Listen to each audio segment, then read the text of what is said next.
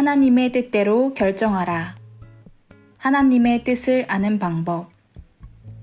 진지하게 생각하는 그리스도인들이 빈번히 마주치는 문제들 중 하나는 특정 상황에서 하나님의 뜻을 어떻게 알 수 있는가이다. 이것은 결코 사소한 문제가 아니다. 무수히 많은 그리스도인들이 이 문제로 고민하는 것이 사실이다. 하나님께서 실제로 인도하고 계시다는 것을 알면 그들의 마음에 평안이 생긴다.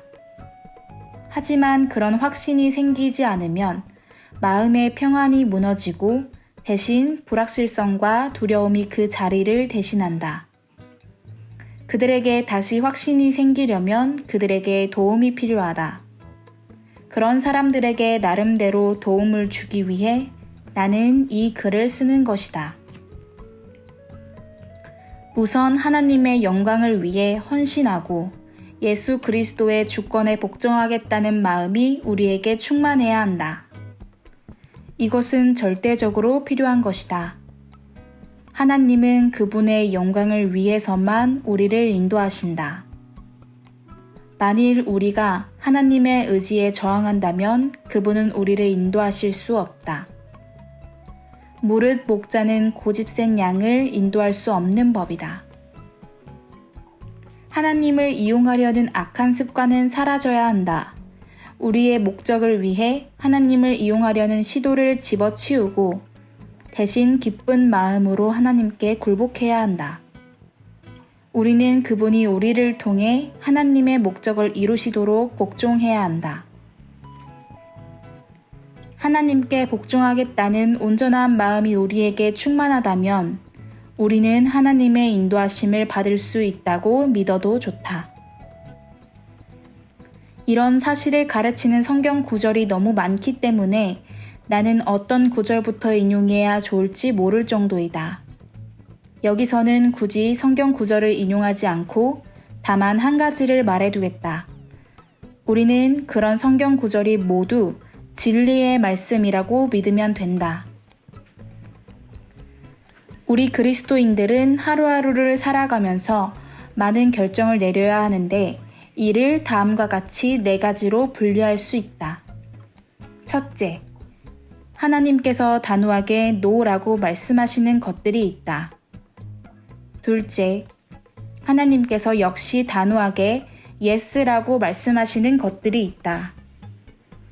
셋째, 하나님께서 우리에게 신앙적 관점에서 볼 때 어떤 것이 더 바람직한 것인지를 생각해 보라 하고 말씀하시는 것들이 있다. 넷째, 충분한 정보가 없어서 현명한 결정을 내리기 어려워 주님의 특별한 인도하심을 받아야 하는 것들이 있다. 네 번째의 경우는 무척 드문 경우이지만 하나님의 인도하심을 받지 못하면 중대한 실수를 범하게 된다. 매사에 무조건 긍정적으로 임하라 라고 가르치는 사람들이 있지만 그들이 무엇이라고 말하든 간에 우리는 성경 말씀에 귀를 기울여야 한다.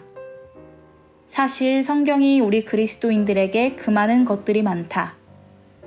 회개를 촉구하는 성경의 모든 명령에는 행하라 라는 것도 있지만 행하지 말라 라는 것도 있다. 성경의 도덕적 교훈을 한마디로 요약하면 악을 버리고 선을 행하며 라는 말씀이 된다. 하나님이 주신 재량권. 하나님의 말씀이 금하는 것을 하겠다고 하나님의 인도하심을 구하는 것은 옳지 않다라는 것이 우리의 첫 번째 행동 기준이 되어야 한다. 하나님의 말씀이 금하는 일을 하려는 것은 정직하지 못하다. 성경은 어떤 것들을 금할 뿐만 아니라 또 어떤 것들을 명령한다. 선지자, 시편 기자, 사도, 그리고 우리의 거룩한 주님이 한 목소리로 권하는 것들이 있다. 우리 주님의 멍에는 쉽고 그분의 짐은 가벼우며 주님의 은혜를 더욱 많이 주신다. 따라서 성경이 명령한 것에 관해서는 주님의 인도하심을 구하지 말라라는 것이 우리의 두 번째 행동 기준이 되어야 한다. 우리가 마음 졸이며 하나님의 뜻을 찾으려고 애쓸 때 흔히 간과하는 사실이 하나 있다. 하나님께서 우리 삶의 많은 부분에 관하여 우리에게 재량권으로 주셨다는 것이 바로 그것이다. 이런 문제들에서는 하나님께서 우리에게 어떤 지시를 내려주지 않으시기 때문에 우리가 더 좋아하는 것을 선택하면 된다. 어떤 그리스도인들은 어떤 직업을 선택할까? 어떤 차를 살까? 어떤 학교에 입학할까? 어디서 살까? 같은 문제들을 놓고 주님의 뜻이 어디에 있을지를 걱정한다. 하지만 무수히 많은 이런 종류의 문제들에서 우리 주님이 자유를 주셨기 때문에 우리는 우리가 더 좋아하는 것을 선택하면 된다. 다만 하나님을 향한 사랑과 이웃을 향한 사랑에 부합하는 쪽으로 선택하라. 우리는 눈앞에 있는 빤한 일을 그냥 시작하는 것보다는 하나님의 인도하심을 구하는 것이 더 신령한 행동이라고 생각하는 경향이 있다. 그러나 그런 생각은 옳지 않다. 하나님께서 당신에게 손목시계를 주셨다고 가정해보자.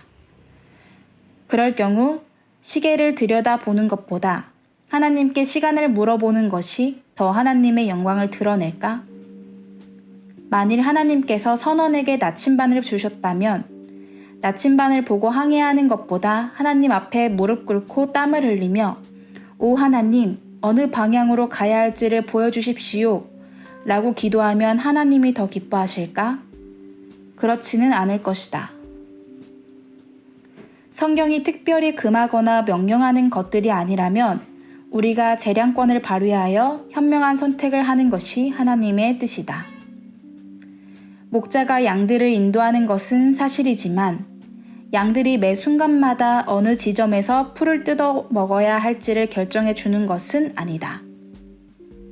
이 땅에서의 일상적 삶의 대부분에서 하나님은 우리가 기뻐하는 것을 기뻐하신다.